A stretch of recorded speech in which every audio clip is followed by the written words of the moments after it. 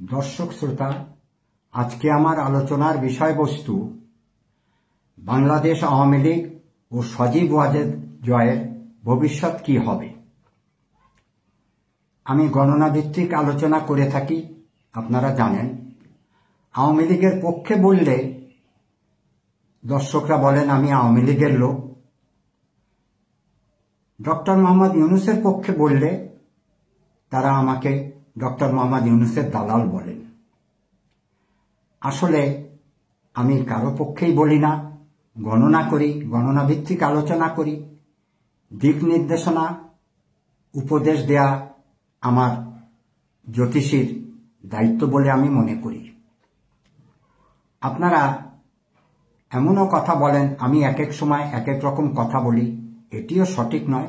আপনারা ভিডিওগুলি পুরো দেখবেন এবং বোঝার চেষ্টা করবেন। এটি আমার এবছরের শেষ ভিডিও, গুরুত্বপূর্ণ ভিডিও। আওয়ামী লীগের নেতাকর্মীদের জন্যই এই ভিডিওটি আমি তৈরি করেছি। এবারে মূল কথায় আসি। শেখ হাসিনা বর্তমানে ভারতেই আছেন। আমি বলেছি শেখ হাসিনার সময় 2025 সাল ভালো। ভালোর অর্থ এই নয় যে তিনি একেবারে সবকিছু করে ফেলবেন।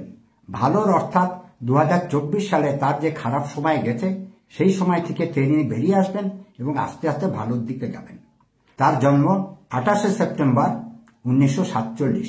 28 2 যোগ 8 এক সংখ্যা, রবির সংখ্যা, খুব শুভ সংখ্যা, লিডারশিপ কোয়ালিটি। শেখ হাসিনার অধিপতি গ্রহ চন্দ্র, তিনি বায়ুচিহ্নিত রাশি, অত্যন্ত ভালো। তিনি দীর্ঘদিন আওয়ামী লীগের নেতৃত্ব দিয়েছেন, আপনারা জানেন। তার মধ্যে লিডারশিপ কোয়ালিটি আছে। এবারে সজীব ওয়াজেদ জয়ের জন্ম 27শে জুলাই 1971। তিনি সিংহ রাশির জাতক। তার অধিপতি গ্রহ রবি।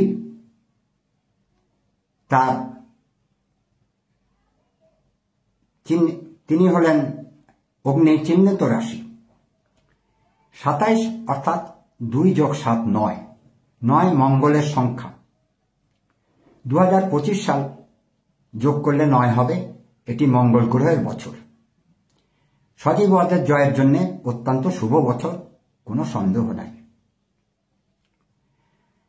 আমরা দুটি ভিডিও মেসেজ দেখেছি আওয়ামী লীগের পক্ষ থেকে। প্রথম মেসেজটি বাহাউদ্দিন নাসিম সাহেব দিয়েছিলেন। পরবর্তী মেসেজটি জাহাঙ্গীর কবির নানক দিয়েছেন। গতকালকে আমি সেটি দেখেছি, অত্যন্ত মর্মাহত হয়েছি। এই মেসেজে কোনো দিক নির্দেশনা নাই। তার নেতাকর্মীদের জন্য তিনি তেমন কিছু বলতে পারেননি। আরেকটি কথা বলবো, আওয়ামী লীগের কৃতকর্মের জন্যে, তাদের ভুলভ্রান্তির জন্যে তিনি কোনো দুঃখ প্রকাশ করেননি। রাজনীতি এমন একটি জিনিস, দর্শকদেরকে আকর্ষণ করার জন্যে, জনগণকে আকর্ষণ করার জন্যে কিছুটা সুন্দর কথা বলতে হয়, যাতে সাধারণ মানুষ আওয়ামী লীগের প্রতি ভুল ধারণা থেকে বেরিয়ে আসতে পারেন, তাদের প্রতি আকৃষ্ট হন। সেরকম কোনো দিক নির্দেশনা কথাবার্তা জাহাঙ্গীর কবির নানকের ছিল না। তিনি যদি একবার বলতেন যে আমাদের যা ভুলভ্রান্তি হয়েছে তার জন্য আমরা দুঃখিত, আগামীতে আওয়ামী লীগকে আপনারা ক্ষমতায় আনলে বা ভোট দিলে আমরা আমাদের সংশোধনের চেষ্টা করব। পজিটিভ, তার বক্তৃতায় পজিটিভ কিছু নাই। তিনি আওয়ামী লীগ কোনো ভুলভ্রান্তি করেননি এরকমই একটা ভাষণ দিয়েছেন। যাই হোক, আমার একটি কথা আপনারা মনে রাখবেন, আওয়ামী লীগের নেতাকর্মীদের উদ্দেশ্যে বলছি। আওয়ামী লীগের দপ্তর সম্পাদক, সহকারী দপ্তর সম্পাদক দুজনের কাছেই আমার মোবাইল নম্বর আছে। তারা প্রয়োজন হলে আমার সঙ্গে যোগাযোগ করতে পারেন।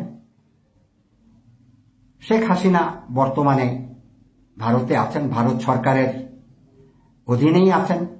ভারত সরকারের মাথায় কি চলছে আমরা জানি না। শেখ হাসিনা কি ভাবছেন সেটিও আমরা জানি না। এখন আওয়ামী লীগের নেতাকর্মীরা শেখ হাসিনার দিক নির্দেশনার জন্য বসে আছেন। গত সময়ে শেখ হাসিনা যে দিক নির্দেশনা দিয়েছিলেন তার খুব সুফল কিন্তু পাওয়া যায়নি। আমি বলেছিলাম শেখ হাসিনার বিকল্প খোঁজার জন্য, অর্থাৎ তিনি বর্তমানে বাংলাদেশে আসার তার কোনো সুযোগ সুবিধা নাই। আমি বলেছি তিনি 2026 সালে আসবেন, আপনারা জানেন। তাহলে 26 সালে যে নির্বাচন হবে তার প্রস্তুতি আওয়ামী লীগ কিভাবে নেবে? আওয়ামী লীগ কোনো সংগঠিত হচ্ছেন না, তাদের আগামী নির্বাচন সম্পর্কে কোনো পরিকল্পনা করছেন না, তার নেতাকর্মীরা রাস্তায় বেরোতে পারছেন না, কিভাবে তারা অংশগ্রহণ করবেন? সজীব ওয়াজেদ জয়ের সময় ভালো, তারপরে তিনি দলের হাল ধরবেন কি ধরবেন না সেটিও স্পষ্ট করে তিনি কিছু বলেননি। তিনি কয়েকবার কয়েক রকম কথা বলেছেন। শেষ কথা বলেছেন সেটি হচ্ছে যে আমার মা দেশে ফিরবেন না। এর আগে বললেন আমার মা এখনো প্রধানমন্ত্রী, তার আগে বললেন আমার মা রাজনীতি করবেন না। এরকম সিদ্ধান্তহীনতায় ভুগলে রাজনীতিতে এ সমস্ত লোক কখনোই সফল হতে পারবেন না। মৃত্যু ভয়, পুলিশের ভয়, এগুলি থাকলে রাজনীতি করা যায় না। সুতরাং সজীব ওয়াজেদ কি করবেন না করবেন সেটি তিনি ভালো জানেন। আমার আওয়ামী লীগের নেতাকর্মীদের ওপর আমি জোরালোভাবে বলছি, এখনো যদি আপনারা দলকে সংগঠিত না করতে পেরে থাকেন, রাস্তায় নামার মতো যদি যোগ্যতা আপনাদের না থেকে থাকে, তাহলে 2026 সালের নির্বাচনে আপনারা কিছুই করতে পারবেন না। আপনারা 2026 সালের নির্বাচনে অংশগ্রহণ করে কিছু সিট পেলে 26 সালে যখন শেখ হাসিনা বাংলাদেশে আসবেন, তাকে পুলিশ কাস্টডিতে যেতে হবে, তার নামে মামলা রয়েছে, তখন আপনারা প্রতিবাদের ঝড় তুলতে পারবেন।